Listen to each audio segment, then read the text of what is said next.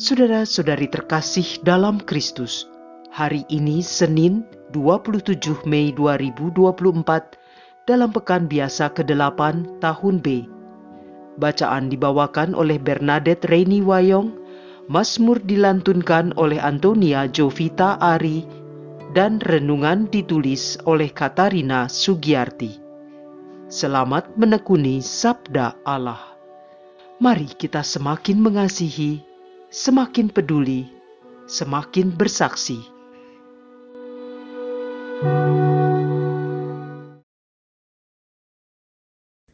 Dalam nama Bapa dan Putra dan Roh Kudus. Amin. Allah Bapa, Putra dan Roh Kudus, terangilah budi dan hatiku, jiwa dan ragaku, agar lebih bersemangat dalam melakukan hal-hal baik yang berkenan kepadamu maupun menjalani hidup doa. Sebagaimana yang Engkau ajarkan dengan iman, harapan, dan kasih yang berasal darimu. Rahmat ini kumohonkan demi Kristus Tuhan dan penyegar jiwaku. Amin. Bacaan dari surat pertama Rasul Petrus, bab 1 ayat 3 sampai dengan 9. Saudara-saudara, terpujilah Allah dan Bapa Tuhan kita Yesus Kristus. Berkat rahmat-Nya yang besar, kita telah dilahirkan kembali oleh kebangkitan Yesus Kristus dari antara orang mati. Kita lahir untuk hidup penuh harapan dan untuk memperoleh warisan yang tak dapat binasa, yang tak dapat cemar, dan tak dapat layu, yang tersimpan di surga bagi kalian. Kuasa Allah telah memelihara kalian karena iman, sementara kalian menantikan keselamatan yang telah tersedia, yang akan dinyatakan pada zaman akhir. Bergembiralah akan hal itu, sekalipun sekarang ini kalian harus berduka cita sejenak oleh berbagai-bagai pencobaan. Semuanya itu dimaksudkan untuk membuktikan kemurnian iman kalian yang jauh lebih tinggi nilainya daripada emas yang fana, yang diuji kemurniannya dengan api, sehingga kalian memperoleh puji-pujian, kemuliaan, dan kehormatan pada hari Yesus Kristus menyatakan dirinya. Sekalipun kalian belum pernah melihat Dia, namun kalian mengasihinya. Kalian percaya kepada Dia, sekalipun kalian sekarang tidak melihatnya. Kalian bergembira karena sukacita yang mulia dan tidak terkatakan, karena kalian telah mencapai tujuan iman, yaitu keselamatan jiwa kalian. Demikianlah sabda Tuhan.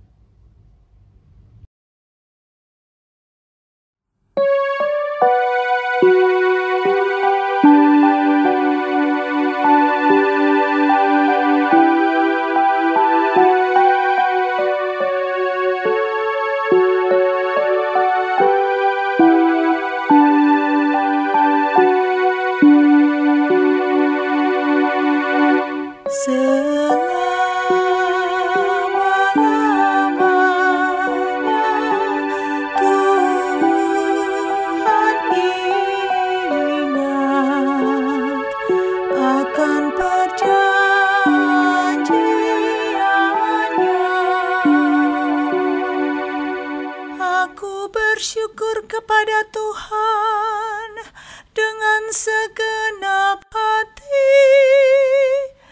dalam lingkungan orang-orang benar dan dalam jemaat. Besarlah perbuatan-perbuatan Tuhan, layak diselidiki oleh semua orang yang menyukainya. Selama-lamanya Tuhan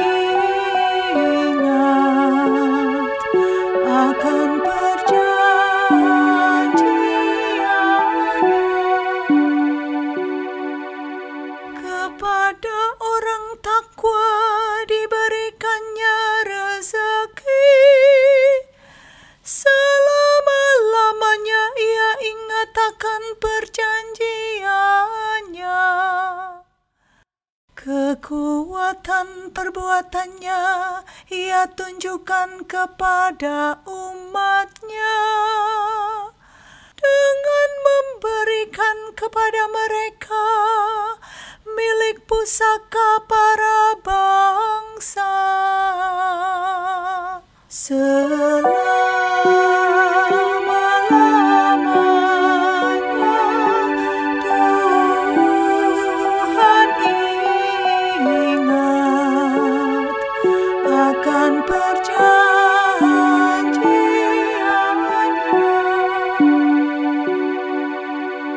Ia memberikan kebebasan kepada umatnya.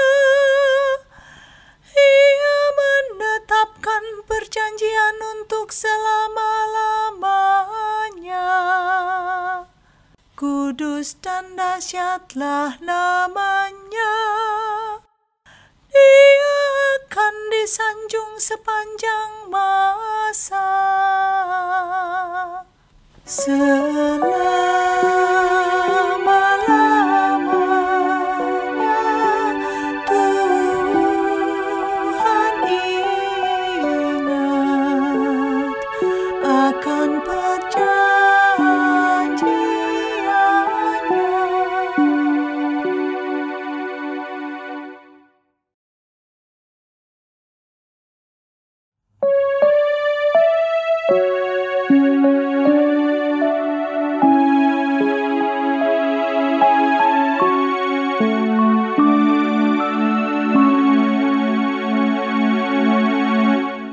Haleluya, haleluya, haleluya, haleluya.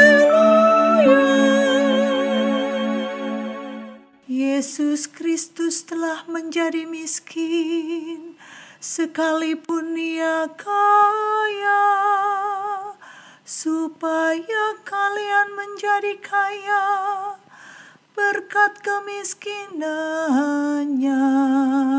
Haleluya, haleluya, haleluya, haleluya.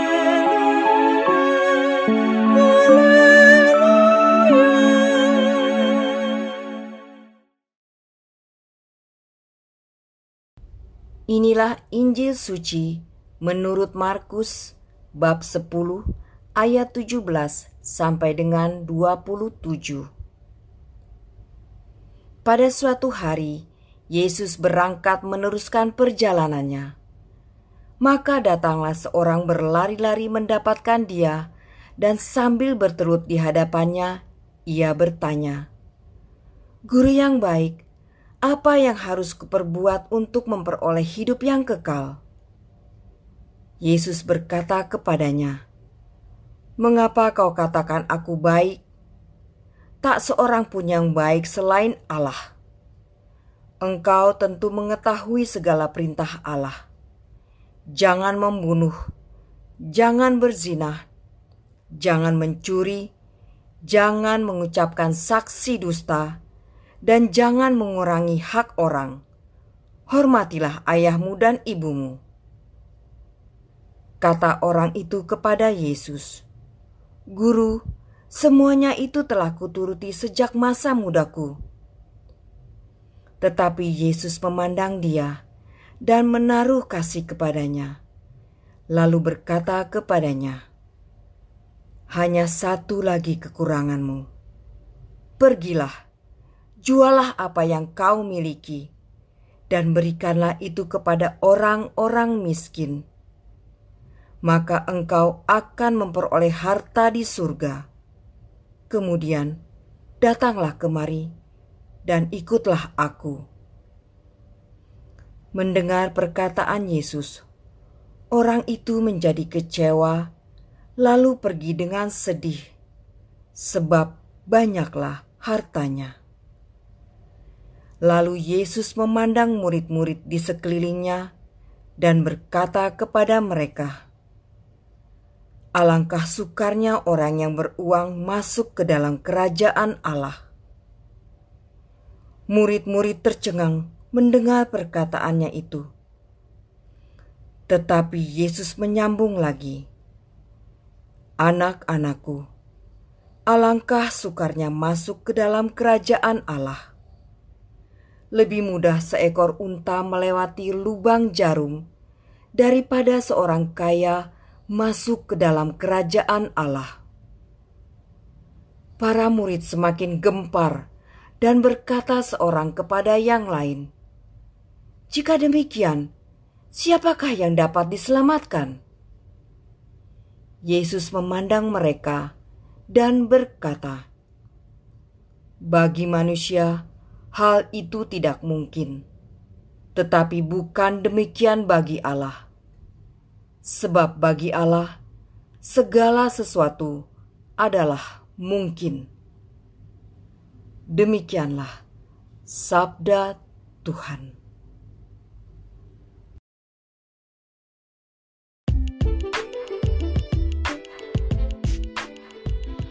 Orang kaya sukar masuk kerajaan Allah. Renungan dibawakan oleh Katarina Sugiyarti.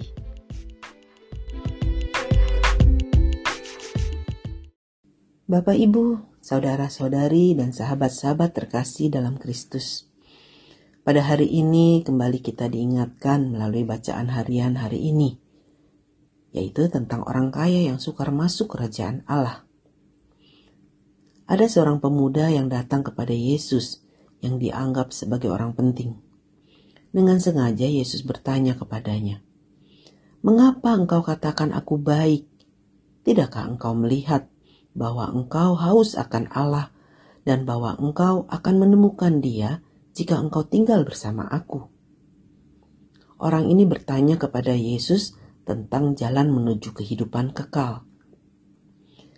Tetapi Yesus tidak mempunyai perintah baru untuk diberikan kepadanya.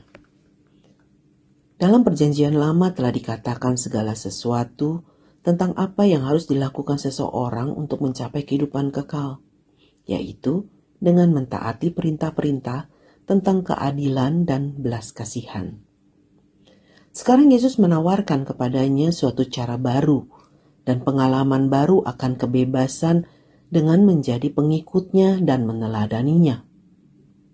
Kata Yesus kepada orang itu pada ayat 21, "Jualah segala yang engkau miliki." Kebahagiaan tidak terwujud dengan cara meninggalkan segala yang dimiliki, tetapi dalam menjadi bebas, kita harus dapat menyerahkan diri kita kepada Kristus. Pada ayat 23, Yesus tidak mengatakan bahwa orang kaya tidak akan diselamatkan. Tetapi Yesus berkata bahwa ia tidak akan masuk kerajaan Allah. Dalam Perjanjian Lama, kekayaan tidak pernah dihukum asal dibagikan dengan orang lain. Lagi pula kekayaan dianggap sebagai suatu tanda bahwa seseorang tahu mengatur hidupnya dengan baik dan bahwa Allah telah memberkati dia. Selama seseorang tidak tahu membebaskan diri dari problem material yang mendesak dan menguasai barang-barang dunia ini dengan cara tertentu, ia akan kekurangan sesuatu dalam hidupnya. Kepada mereka yang sudah menikmati kehidupan yang mapan, Yesus menawarkan supaya mereka meninggalkan segala-galanya dan mengikuti Dia sebagai syarat untuk memasuki kerajaan Allah. Hal ini berarti mulai dialami di bumi ini kehadiran Allah Bapa. Siapakah orang-orang kaya itu? Mereka yang memiliki uang atau mereka yang tidak mengambil resiko dengan membagikan apa yang mereka miliki? Di sini Yesus tidak menghukum orang-orang jahat tertentu. Ia tidak membedakan antara orang kaya yang baik dan orang kaya yang jahat. Yesus berbicara tentang orang kaya dalam arti biasa dari kata ini, yaitu mereka yang memiliki kekayaan. Dan Yesus menegaskan bahwa situasi mereka menjadi penghalang untuk mereka mengalami kerajaan Allah dari dalam. Dengan berbicara demikian, Yesus tidak membenarkan mereka yang ingin memberkati orang-orang kaya yang sebenarnya mereka miskin dalam roh. Lebih mudah seekor unta melewati lubang jarum. Orang yang telah membayangkan segala macam tafsiran lain. Unta bisa diartikan satu helai rambut. Lubang jarum mungkin berarti pintu Yerusalem yang rendah, yang sebenarnya tidak ada. Dan semua itu untuk mengkoreksi pernyataan Yesus ini. Mereka ingin Yesus mengatakan bahwa sulit bagi seorang kaya untuk masuk kerajaan Allah. Kita tinggalkan semua tafsiran ini.